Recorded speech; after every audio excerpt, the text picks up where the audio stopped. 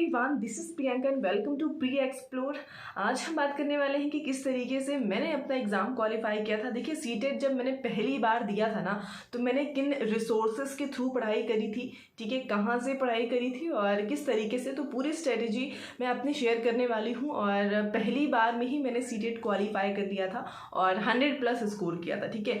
तो इस सीटेट को क्वालिफाई करने के लिए आपको किसी बैच की ज़रूरत नहीं है कि आप प्रॉपर बैच ले करके पढ़ाई कर रहे हैं ना, तो ऐसा बिल्कुल ज़रूरत नहीं है। मुझे ऐसा लगता है पर्सनली, क्योंकि मैंने भी उस वक्त तो मेरे पास बुक्स भी नहीं थी, ठीक है। बस दो रिसोर्सेज थे, पहला मैंने प्रीवियस ईयर पेपर ले रखा था और दूसरा यूट्यूब की हेल्प से ही मैंने सिर्फ और सिर्फ पढ़ा था ना। तो यूट्यूब में भी मैंने कहाँ कहाँ से पढ़ाई करी थी उस वक्त। खैर अभी तो मैं खुद भी आपको सीटेट की प्रिपरेशन करा रही हूँ ना, तो खैर लास्ट तक आपको पता चलेगा कि आपको नोट्स, प्रॉपर नोट्स कहाँ से मिल सकती है ना। जैसे कई सारे ऐसे बच्चे होते हैं ना जिन्हें बुक्स पढ़ना पसंद नहीं है, तो उनके लिए एक प्रॉपर नोट्स कहाँ से मिल सकती है ना, किस तरीके से आप पढ़ाई करें तो चीज़ें आप 100+ स्कोर कर सकते हैं सीटेट में।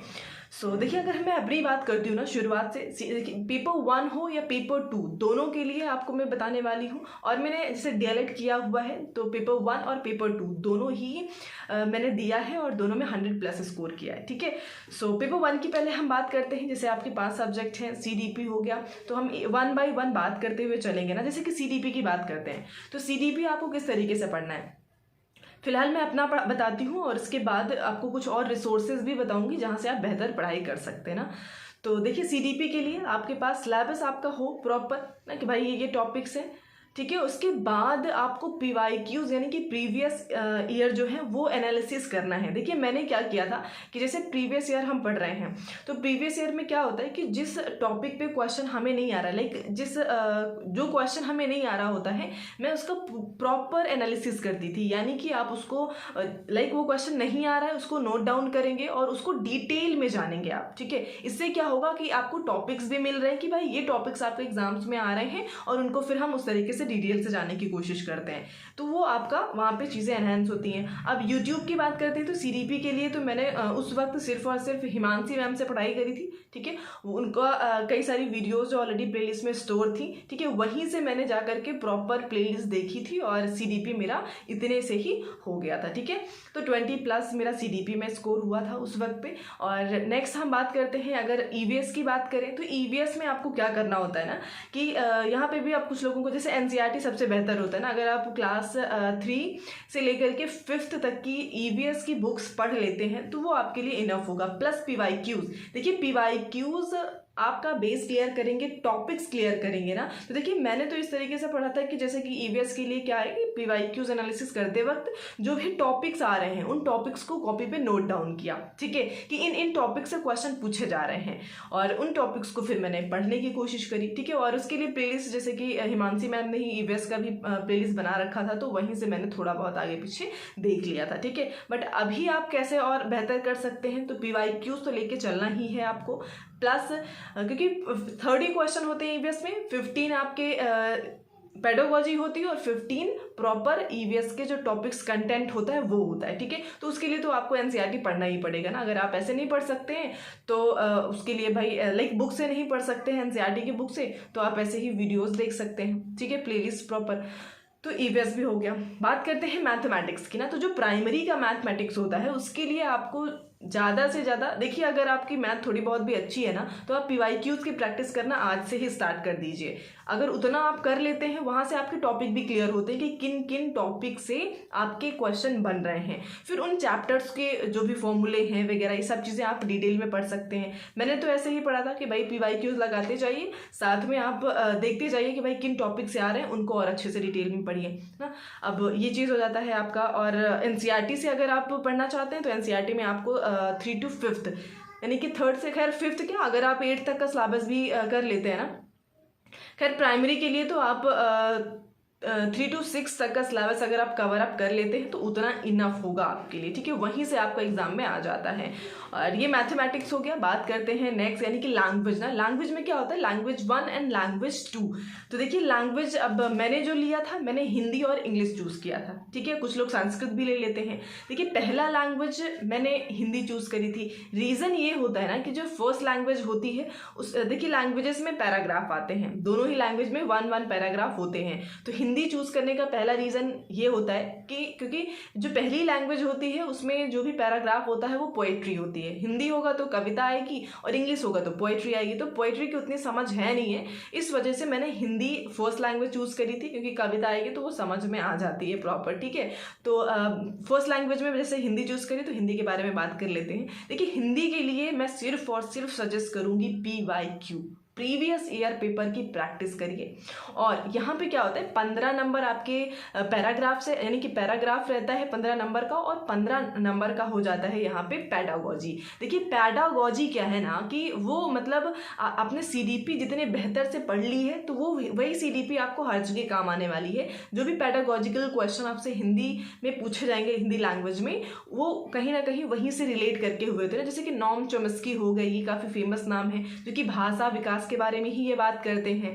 ठीक है, वाइगोत्स्की, जीन प्याजे, इनका भी लैंग्वेज को लेकर के कुछ ना कुछ इन्होंने बातें करी हुई हैं, तो ये सब कहीं ना कहीं CDP से ही रिलेट करते हैं। वो आपके 15 मार्क्स, तो कितनी बेहतर आपने CDP पढ़ रखी है, वही चीज़ आपको हेल्पफुल रहने वाली है हिंदी लैंग्वेज में।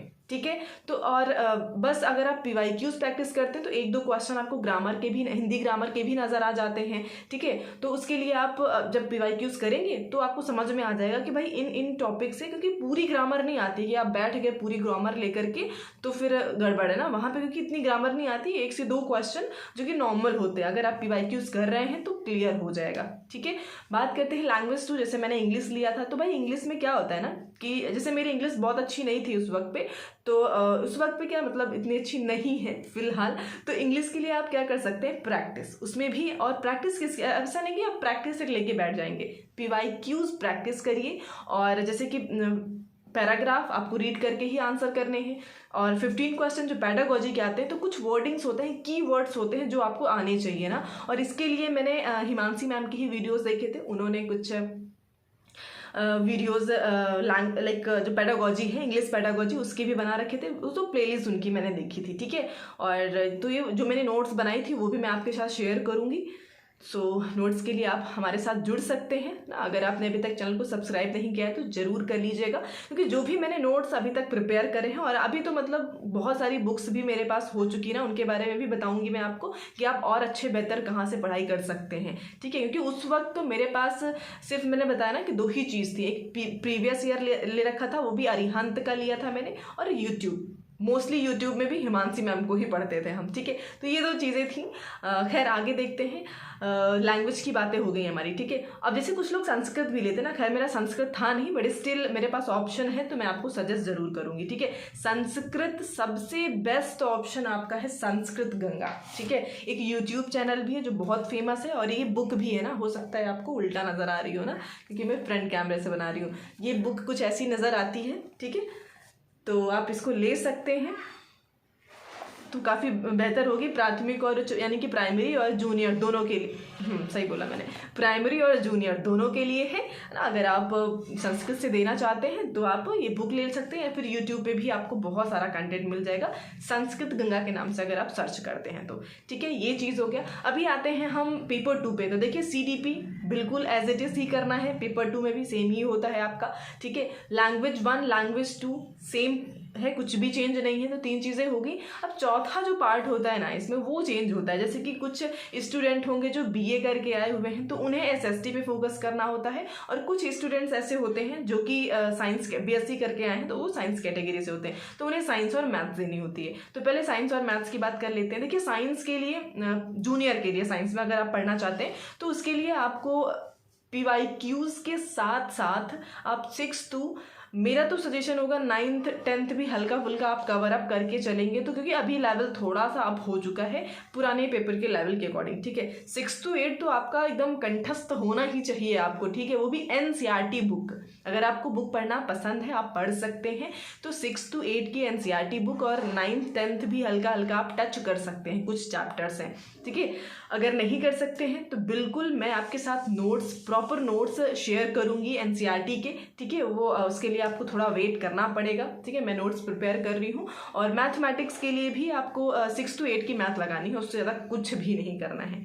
ठीक है, सो ये सारी चीज़ें हो गई। अभी एसएसटी की बात करते हैं ना, तो इससे एसएसटी खैर मेरा था नहीं, बट मैं बता देती हूँ कि कहाँ से आप पढ़ सकते हैं ना। तो पढ़ने के लिए वही एनसीईआरटी वाला सीन ही है। आपको एसएसटी के लिए भी, एसएसटी का भी लेवल थोड़ा अप होता है, तो वहाँ पे आप 3 से लेकर के क्लास 3rd to 10 आप पढ़ सकते हैं, ठीक है। वहाँ से आपका अगर आप इतना कर लेते हैं ना तो इतना इनफ होगा मेरे ख्याल से। और सो ये रही कुछ स्ट्रैटेजी जिस तरीके से मैंने पढ़ाई की थी, और प्लस आपको मैंने एक लेवल अप करके ही चीज़ें बताने की कोशिश करी है, बिकॉज मेरे पास भी इतना कुछ सजेशन उस वक्त था नहीं, मुझे भी कोई इतना सजेस्ट करने वाला था नहीं कि आप कैसे पढ़ाई करिए ना। फिलहाल एक ऑप्शन और भी होता है अभी आपके पास में ना, जैसे कि टेक्स्ट बुक है।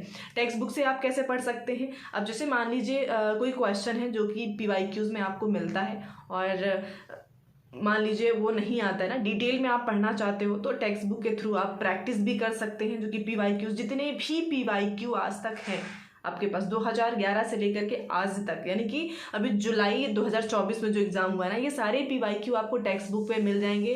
कोई बुक लेने की ज़रूरत नहीं है, कहीं से आपको परचेज करने की भी ज़रूरत नहीं है। टेक्स्ट बुक में आपको कुछ रुपए का सब्सक्रिप्शन लेना होता है प्लस, ठीक है, प्लस सब्सक्रिप्शन, और वहाँ से आपको सब कुछ मिल जाएगा। इवन प्रैक्टिस के लिए भी आपको मिलने वाला है ना। तो पहले तो PYQ का ख़त्म करिए, उसके बाद ही प्रैक्टिस पे आएंगे, यानी कि प्रैक्टिस सेट्स पे। तो ये रहा। और कुछ बुक्स जैसे कि CDP के लिए मैंने कहा कि उस वक्त मेरे पास बुक्स नहीं थी, बट आज जब मैं आप सबको पढ़ा रही हूँ तो मेरे पास कुछ बुक्स के ऑप्शन भी है जहाँ से मैं कंटेंट प्रिपेयर करती हूँ आप सब के लिए, ठीक है।